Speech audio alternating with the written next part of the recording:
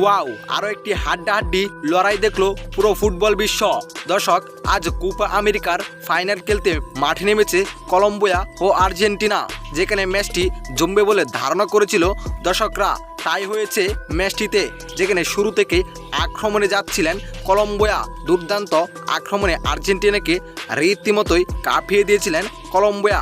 তবে তাদের এমন আক্রমণেও শেষ পর্যন্ত আর্জেন্টিনার কাছে পরাজয় মেনে নিতে হয়েছে কলম্বিয়া, যেখানে পুরো 90 মিনিটে কোনো গোল হয়নি।